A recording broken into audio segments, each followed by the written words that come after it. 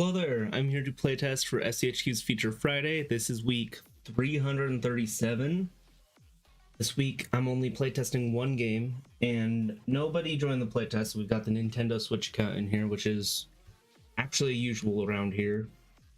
So say hello, Nintendo Switch account. I think last Fortnite season, from all the playtesting it's joined, it was around level 60. A little above level 60. It's kind of crazy how much XP you get for playtime. And all the playtesting that account joined wasn't just FCHQ playtesting, but it's still crazy to think how much XP is given out for playtime. But it's really nice for developers, because when they playtest their own games, they get XP like that too.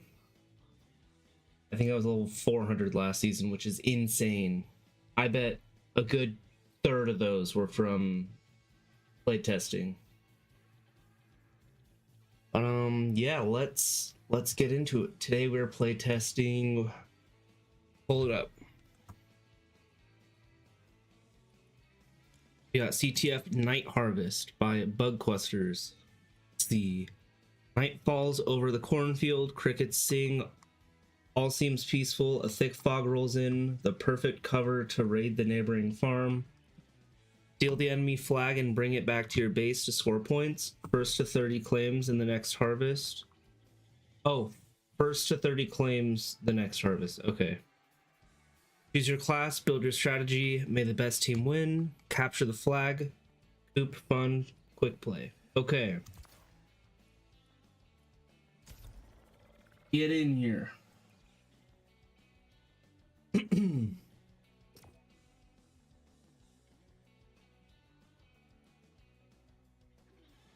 I know gameplay this time isn't going to be as interesting to watch because it's me versus myself, but I'm going to walk around and investigate. Take a look at things.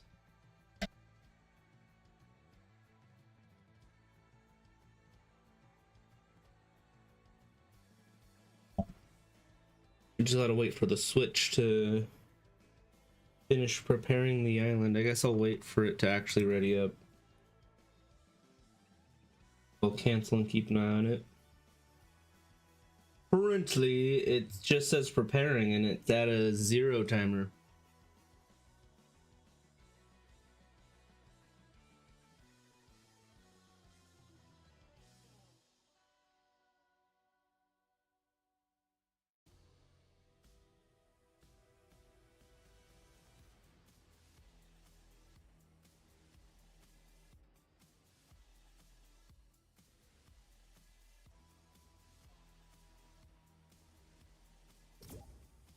There we go. I don't know if you're here right now. I believe you're the developer of this game. Thank you for the follow over on the Twitch.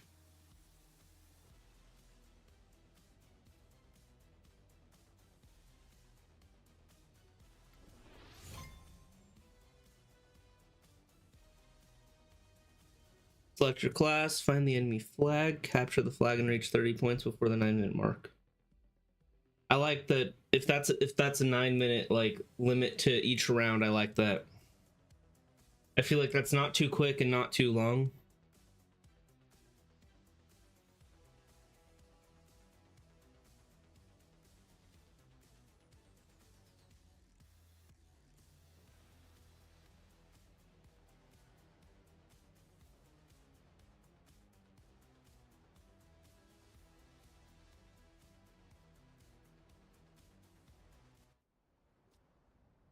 Oh, CTF has captured the flag.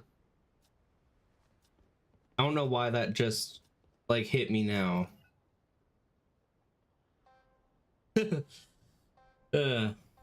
Okay. I'm gonna pick hunt. I think for this spawn area, it would be cool if this roof wasn't as like invasive. I don't know what you could change it to. I need to walk around and kind of look at things, but I do like how the classes are displayed right here. You could also attempt to use, or not attempt to, you could use if it's not bugged. Sometimes it bugs out, but try using the class selector UI But I like this too. I like this a lot. And then I'm looking over on the Nintendo Switch right now. Got the same setup. I like that.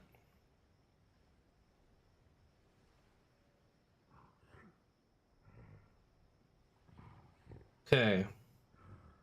I'm gonna do a lot more of the walking around on stream. I don't think there's much I'm gonna do on the the Switch. I like the effects that are in here though.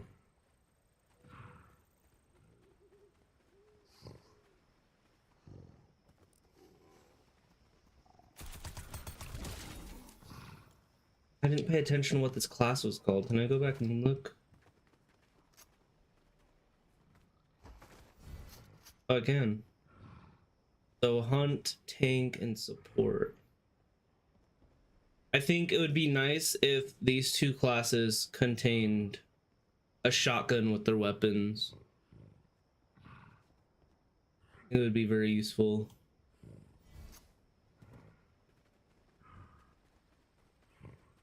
I like the level design of the map, like the fog and the audio and the visual effects. I think we should start off with full shield. I don't know if that's intentional to not start off with full shield, but it just feels nicer to be at full when you start off the game or when you respawn.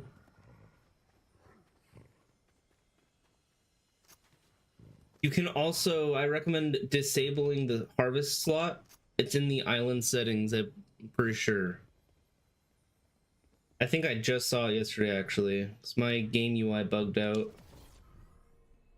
When I grab the flag, it says that I took the flag in the elimination feed.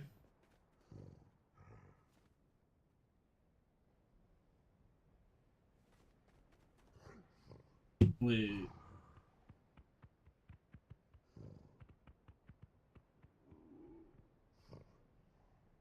And then I have to run it over here to the other flag spot, I'm guessing.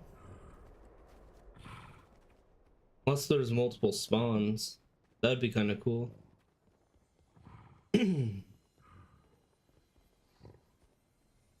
Oh no, this is my flag spawn, huh? Wait, let me look. Looking at the Switch.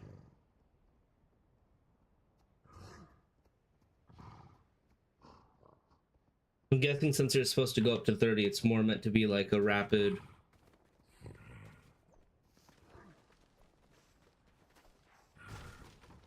playthrough. A race.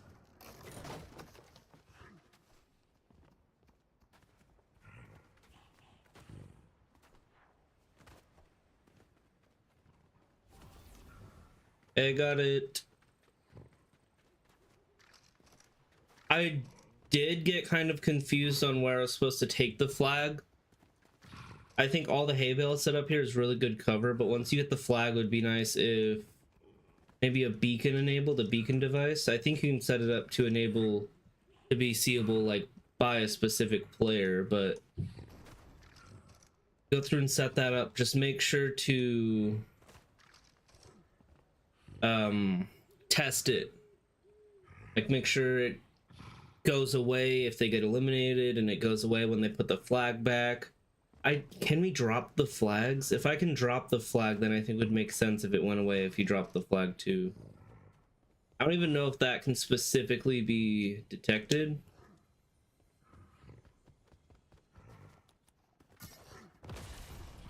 That's just the idea there.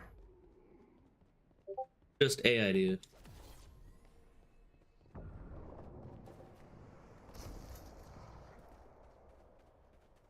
I think for more practical use of like the mobility, it would be good if you had.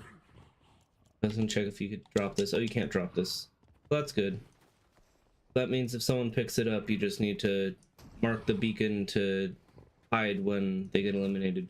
But back to what I was saying. I think it would be more balanced out if players had overdrive grenades instead of shockwaves. I know they give them that like small speed boost and a short duration of infinite stamina, but this gets me all the way to the other side of the map. And that's not a super big deal. I just think it's one of those balancing things you want to look out for.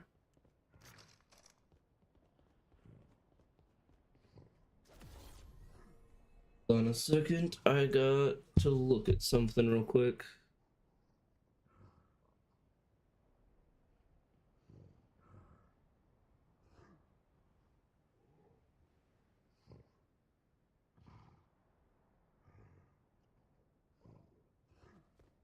The environment looks really nice on here and on Nintendo Switch. I don't know if what could be done to kind of level out the fog between platforms, but on Nintendo Switch, which I believe is either all low or it's on performance, Nintendo Switch, you don't see the fog. It's clear view. Like, I can see that after what you can't see with the fog, the environment that's hidden by the fog, I can see that there's nothing. It's not bad that there's nothing out there, it's just not good that there isn't fog on the lower end devices. You'd need to look into this for sure on how to get the fog to level out between things. I swear there might be something called a local fog volume or actor in UEFN that might work, but that would again need some testing.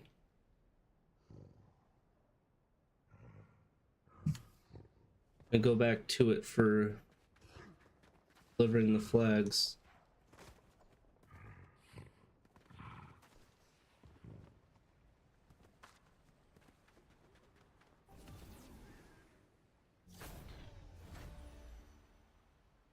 Wait. Oh, I see what happened. So I think what you have set up right now is it's supposed to give 1 score instead of 10. So after I got the flag 3 times, I won. And then another thing I'd recommend doing is enabling rounds. So if somebody finished a round up, they didn't have to go back to lobby. Try readying up.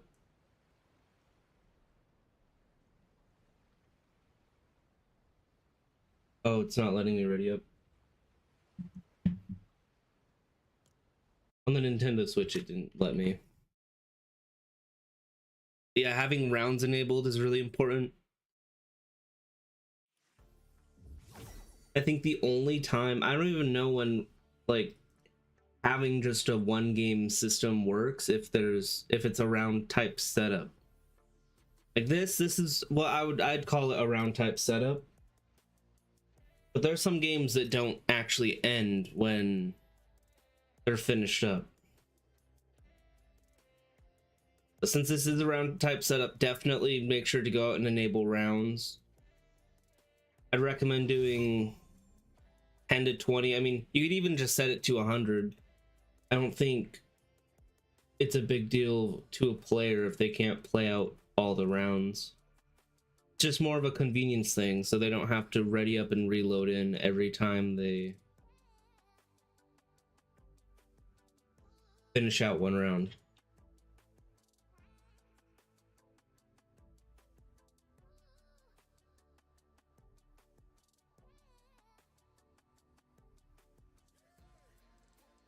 I don't think I mentioned this, but I like the spookiness out in this level. All the design with the pumpkins, with the fog.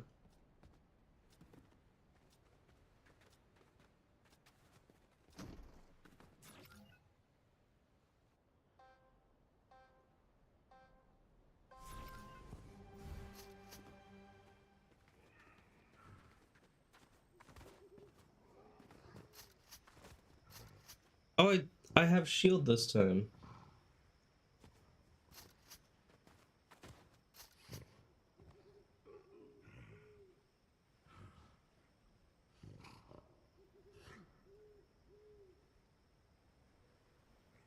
Oh, I see.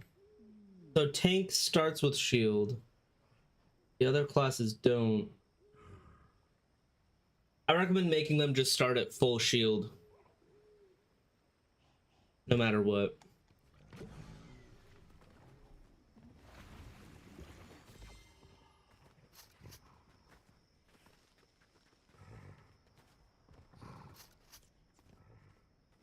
We'll run one more. I don't think the round timer is actually on unless if it's displaying correctly. Right now it just shows 0.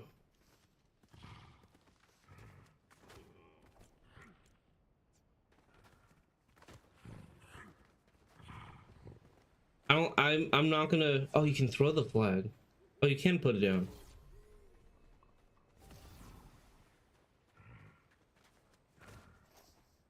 I forgot what I was gonna say. With the mini map, I recommend putting in down the map controller, just so it's not, the zone isn't over the entire thing. And you can also capture a screenshot with the map controller and use it on it, so the mini map looks like it's higher quality. Just a small thing, but usually whenever I playtest games, I like to recommend anything that I can really think of that would help improve things, even if it's just a small quality change.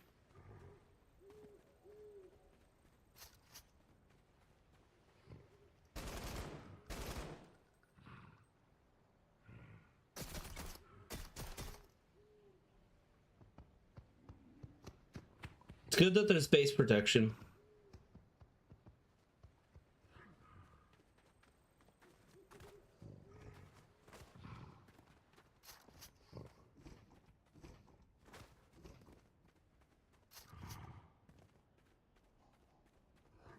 I'm gonna grab the flag one more time and then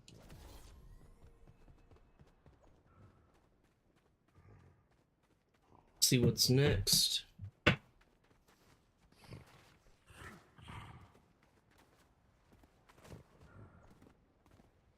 I think overall I've gone over everything I can at the moment. I don't know if I've commented on the supply drops, but I think they're nice to have in here. I think they're a really good addition. I like that they're like dead center. They drop dead center.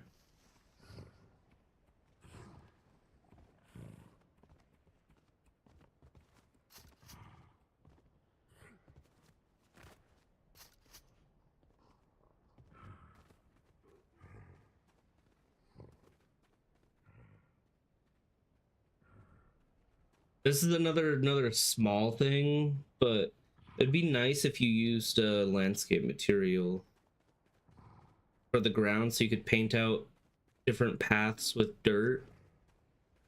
I think there's one that's provided in the editor that you make an instance of and you can edit it that way. Definitely go in and mess with that in another project just in case you don't want to mess anything up in here on accident. But if you had that landscape material in here, I think it lets you change the textures on it, and there's 7 layers on it.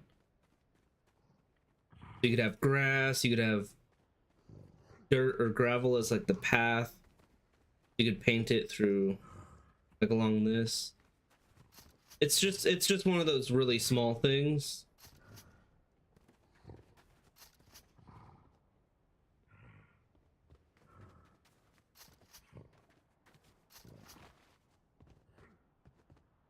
Grab the flag one more time. We're gonna finish out this round. Oh, you know what? Let's test and see if I can ride the boars. You can tame them.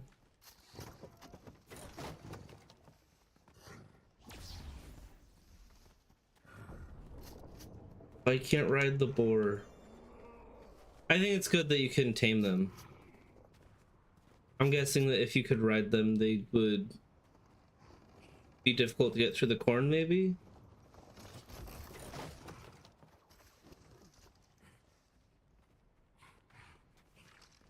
I think with the supply drops, it would be cool if you had multiple different ones, different kinds of supply drops that spawned in. Like you have this rocket launcher one, Maybe there's another one that spawns in with another weapon. Like, you could give the vampire blade for one of the drops. You could give Hades chain. I guess the Hades chain isn't very good for using in the corn, but it's one of those fun weapons. Oh, witch broom's in there too. But what you could do is, I don't know what your full setup is right here with the supply drops, but I think the simplest setup is to do a RNG device linked with a trigger and have triggers in the different sections of the RNG device. So one trigger activates the supply drop 1 to spawn, which has this. Maybe another time it activates supply drop 3, which would be maybe witch broom. That way, every time there's a supply drop, it could be something different. I believe you can set the RNG device to do no repeats, so it will cycle through every type of supply drop until we're actually repeating an item drop.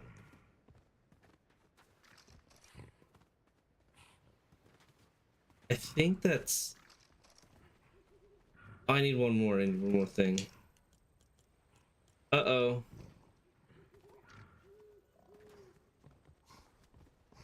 Wait.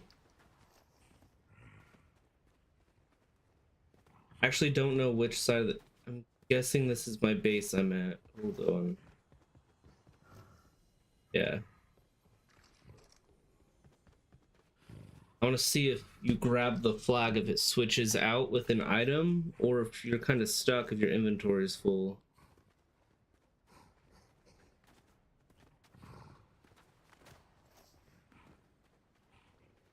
Wait, wrong room. I think you can set items to be class specific if you're worried about other classes getting the class specific items. But with a full inventory like this, you can't pick things up, and since I can't drop anything,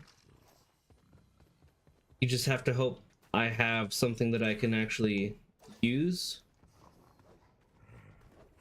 so I can open up a slot for that.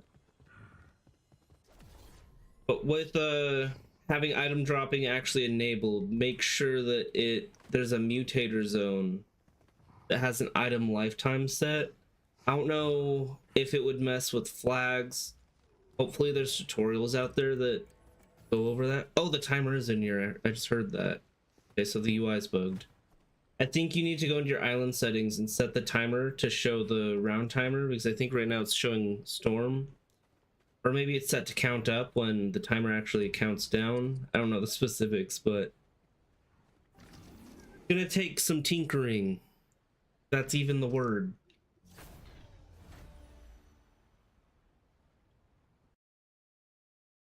Experimenting is a better word.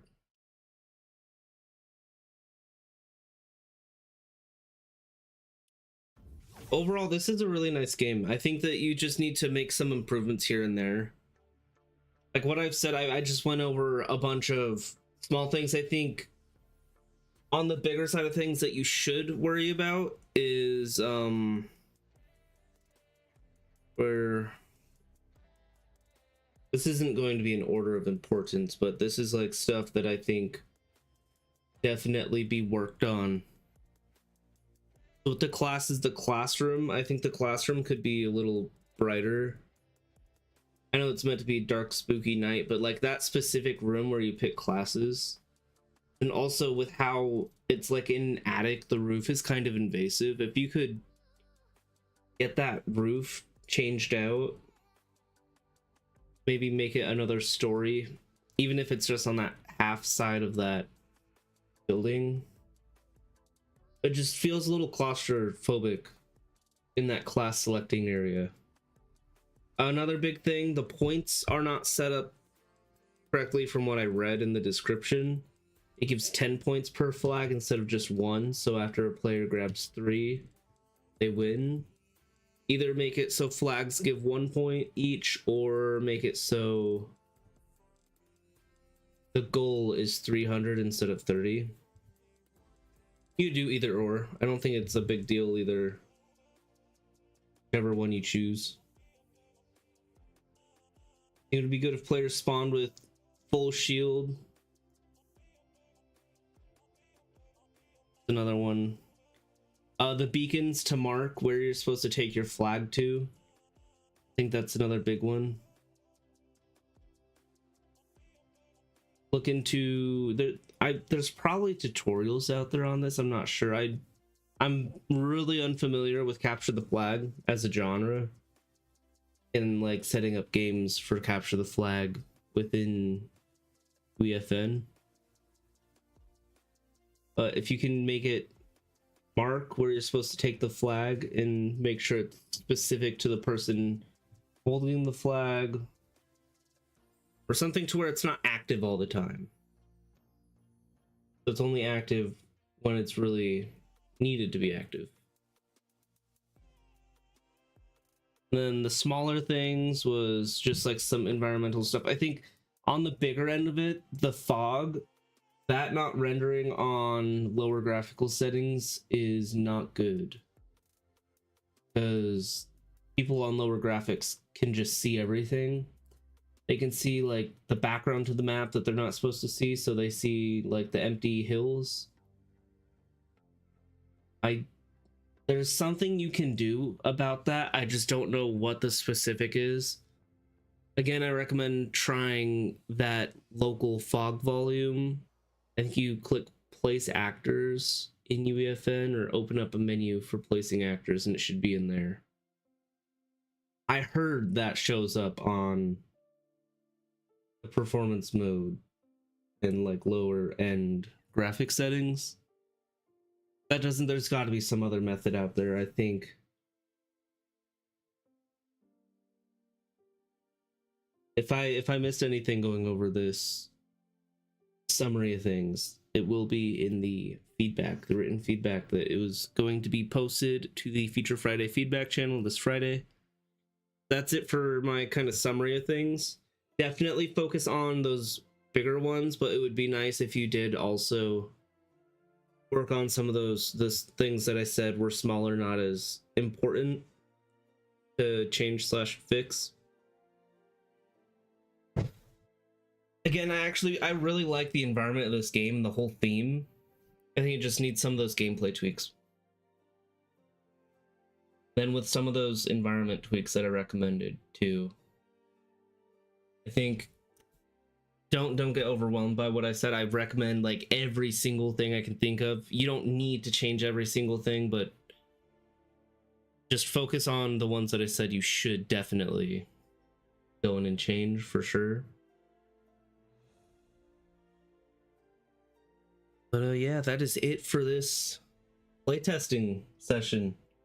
Another short one. Hopefully the next one will be longer.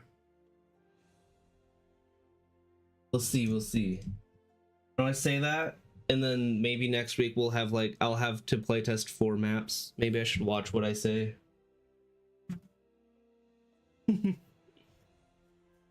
It's kind of fun though when we get multiple maps to playtest one week, because I mean I feel like the usual is 2.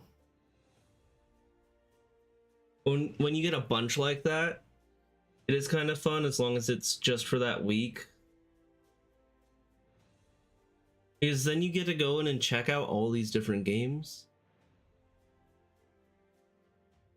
It's really nice. It's refreshing to see, like, to go through these different varieties, genres, and setups made by all these different developers. Again, that is it for this week's playtesting. I will be back to playtest next week around the same time. Goodbye!